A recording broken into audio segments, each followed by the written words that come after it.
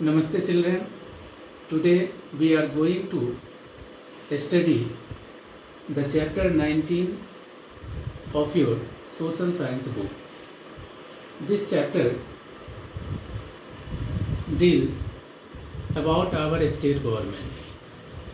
Children, as you know that our country India is a vast country and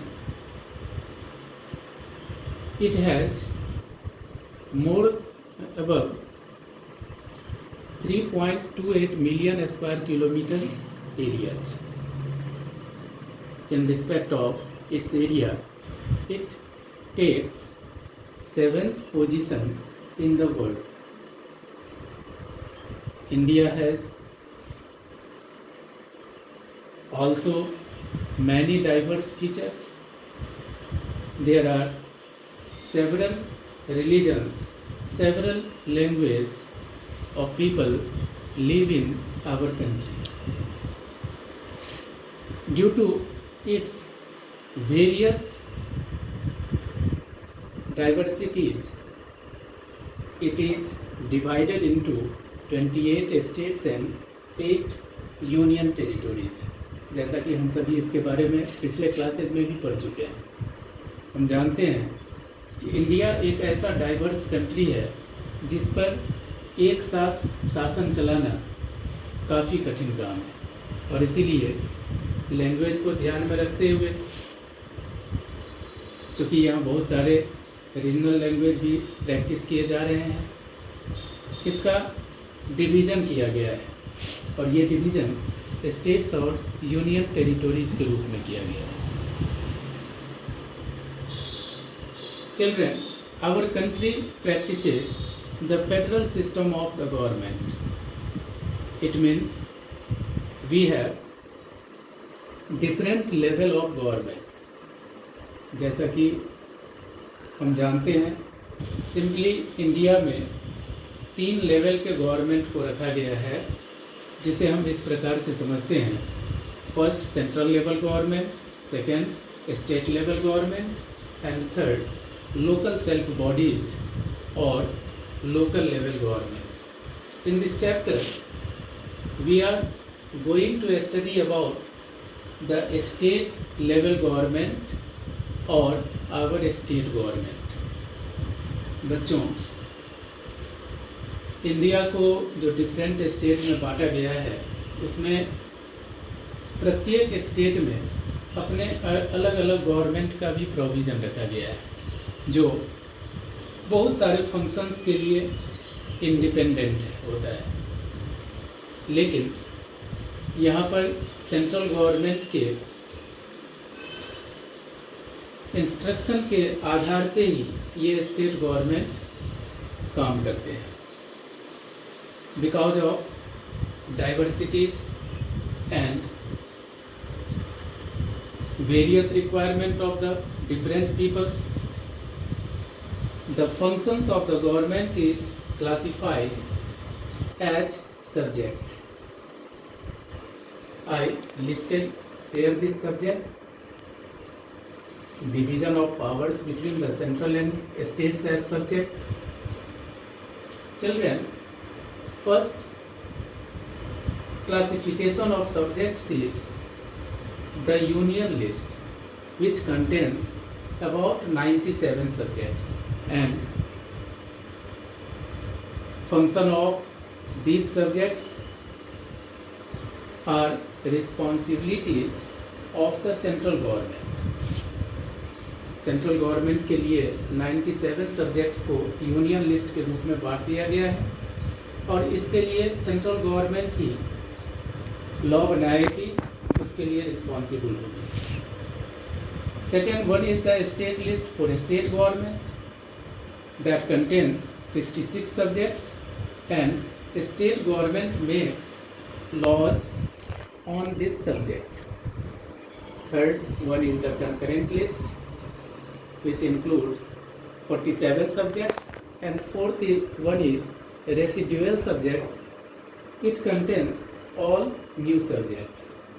जिस समय हमारे constitution का निर्माण हुआ था, उस समय ये 3 प्रकार के सब्जेक्ट्स को रखा गया था, लेकिन हमारे जो कॉन्स्टिट्यूशन मेकर्स थे उन्होंने आने वाले समय में नए सब्जेक्ट के लिए भी एक क्लासिफिकेशन कर दिया, रेसिडुअल सब्जेक्ट। जैसा कि एग्जाम्पल के रूप में हम समझ सकते हैं कि उस समय यहाँ पर कंप्यूटर सॉफ्टवेयर का प्रचलन नहीं था और इस तरह का कोई सब्जेक्ट नहीं था, लेकिन जैसे ही हमारे यहाँ कंप्यूटर सॉफ्टवेयर आईटी सेक्टर का उदय हुआ, एक नए सब्जेक्ट के रूप में आया और उसे रेसिडुअल सब्जेक्ट में शामिल कर दिया गया।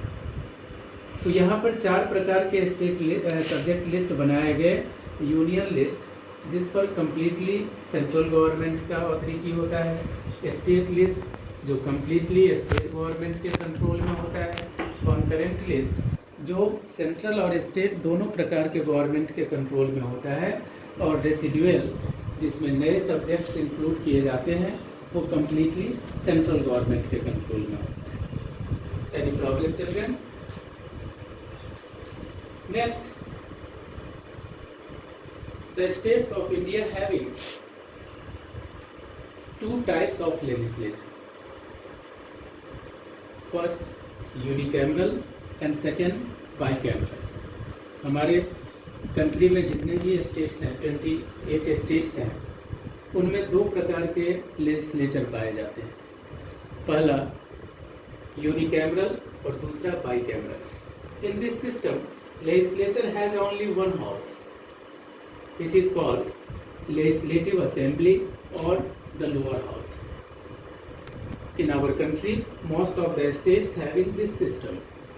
इसमें लेजिस्लेचर के पास सिर्फ एक हाउस होते हैं, जिसे लोअर हाउस के रूप में जाना जाता है, जिसके मेंबर्स डायरेक्टली इलेक्टेड होते हैं। और हमारे देश में अधिकतर स्टेट्स इसी सिस्टम को फॉलो करते हैं। But some of states having bicameral system, जिसमें 2 प्रकार के हाउसेज होते हैं, एक स्टेट लेजिस्लेटिव असेंबली और दूसरा स्टेट लेजिस्लेटिव काउंसिल। आप समझ गए होंगे बच्चों कि बाइकैमरल सिस्टम में 2 प्रकार के हाउसेज होते हैं, एक लेजिस्लेटिव असेंबली के रूप में और दूसरा लेजिस्लेटिव काउंसिल के रूप में। जिस तरह से पार्लियामेंट में 2 हाउसेज होता है, लोकसभा एंड राज्यसभा। लोकसभा जो कि लोअर हाउस कहलाता है, राज्यसभा जो कि अपर हाउस कहलाता है। उसी प्रकार से स्टेट गवर्नमेंट में भी जहाँ पर बाइकैमरल सिस्टम है, वहाँ 2 हाउसेज होते हैं, legislative assembly and legislative council. और इस प्रकार का सिस्टम हमारे कंट्री में उत्तर प्रदेश, बिहार, महाराष्ट्र, कर्नाटका, तेलंगाना और आंध्र प्रदेश में है। हालांकि पहले तेलंगाना में इस प्रकार का सिस्टम नहीं था, लेकिन 2019 में इस प्रकार का सिस्टम क्रिएट कर दिया गया।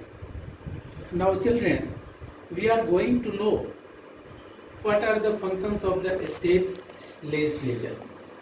बच्चों, अब हम यह समझेंगे कि स्टेट लेजिस्लेचर का क्या फंक्शन होता है। यहाँ पर फंक्शन को कुछ क्लासिफाई किया गया है और ब्रीफ में आपको समझा रहा हूँ। It makes laws for the state. First function है स्टेट लेजिस्लेचर, स्टेट लिस्ट में जितने भी सब्जेक्ट्स आते हैं उन पर कानून बनाने का काम करती है। It Passage annual budget of the state. प्रत्येक वर्ष स्टेट गवर्नमेंट अपना एनुअल बजट इशू करती है और ये काम स्टेट लेजिस्लेचर के द्वारा ही किया जाता है, जिसमें आने वाले वर्षों में, करेंट ईयर में अनुमानित इनकम और एक्सपेंडिचर दोनों को डिस्क्राइब किया जाता है। थर्ड है, it keeps a check on the council of ministers of the state. State legislature state के काउंसिल ऑफ मिनिस्टर्स पर भी निगरानी रखती है कि उनके द्वारा जस्टिसिएबल वर्क होते हैं या नहीं। The money bill can only be introduced in the legislative assembly. Legislative assembly में ही सिर्फ मनी बिल को इंट्रोड्यूस किया जा सकता है। The elected members of legislative assembly take part in the election of president. President के इलेक्शन में जो लेजिस्लेटिव असेंबली के इलेक्टेड मेंबर्स होते हैं वही सिर्फ भाग ले सकते हैं। बच्चों, अब यहाँ पर एक बात और समझना है, ये जो बाइकैमरल सिस्टम में स्टेट लेजिस्लेटिव असेंबली और स्टेट लेजिस्लेटिव काउंसिल होते हैं, उनके मेंबर्स किस प्रकार से चुने जाते हैं। तो जैसा कि स्टेट लेजिस्लेटिव असेंबली के मेंबर्स डायरेक्टली इलेक्टेड होते हैं, they are directly elected by the people, लेकिन स्टेट लेजिस्लेटिव काउंसिल के मेंबर्स इनडायरेक्टली इलेक्टेड होते हैं। इनमें से कुछ मेंबर्स नॉमिनेटेड भी होते हैं, जिन्हें गवर्नर के द्वारा नॉमिनेट किया जाता है, ठीक उसी प्रकार से जैसे कि राज्यसभा मेंबर्स को प्रेसिडेंट नॉमिनेट करते हैं। ये state legislative assembly temporary house होता है, ठीक लोकसभा की तरह। After every 5 years it can be dissolve and new members of this house are elected through the election. लेकिन ये जो स्टेट लेजिस्लेटिव काउंसिल होते हैं ये परमानेंट नहीं हो, ये टेम्पोररी नहीं होता, ये परमानेंट हाउस होता है। And every member of this house is elected for 6 years। और यहाँ पर एक ये भी है कि प्रत्येक 2 वर्षों के बाद कुछ मेंबर्स यहाँ रिटायर होते हैं, क्योंकि यहाँ पर ये हाउस डिसॉल्व नहीं होता, इसलिए इसको हम परमानेंट हाउस करते हैं। तो बच्चों, हम समझ गए होंगे कि स्टेट गवर्नमेंट का स्ट्रक्चर हमारे यहाँ किस प्रकार का बना हुआ है। Today I over this class now. Thank you बच्चों।